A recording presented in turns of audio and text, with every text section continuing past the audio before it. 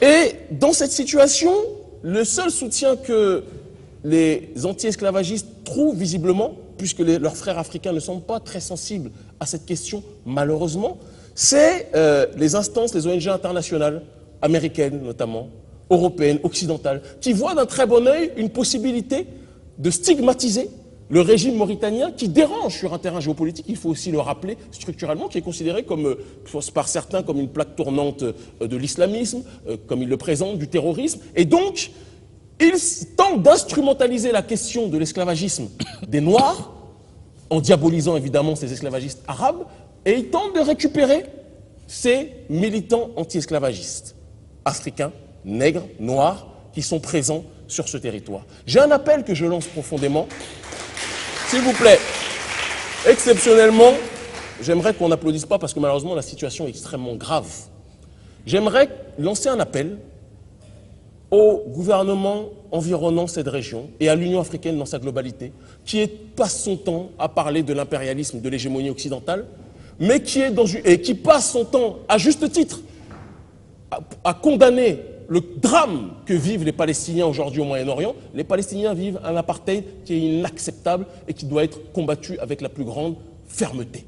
Mais je ne comprends pas ce deux poids deux mesures lorsque ce même apartheid se déroule sur le continent africain et qu'il voit en son sein des dirigeants arabes assujettir des Noirs. Tout le monde devient amnésique, personne n'ose en parler et on laisse à l'abandon ces gens-là qui sont des Africains comme nous autres. Il est temps que l'Union africaine prenne ses responsabilités, que les pays africains musulmans prennent leurs responsabilités. Aucune solidarité religieuse ne doit nous pousser à accepter l'inacceptable et à accepter ce que même la religion musulmane n'accepte pas. La religion musulmane, pour ceux qui sont musulmans, pousse à la tolérance, pousse à l'égalité, pousse à la fraternité au-delà des couleurs.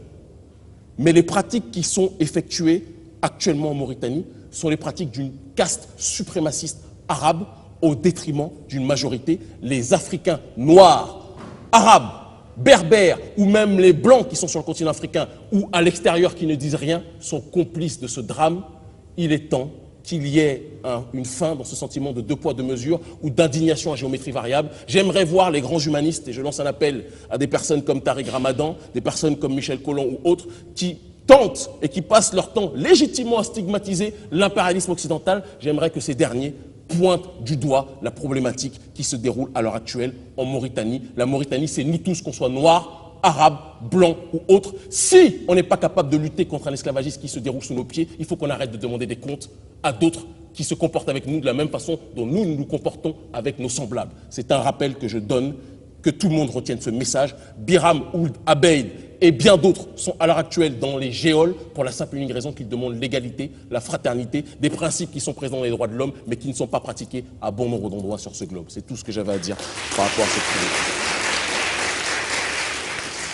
Après ce réquisitoire au vitriol, je pense qu'on va te libérer parce que tu as un avion à prendre. Un avion à prendre. Ouais, donc exceptionnellement, on te libère. Merci infiniment.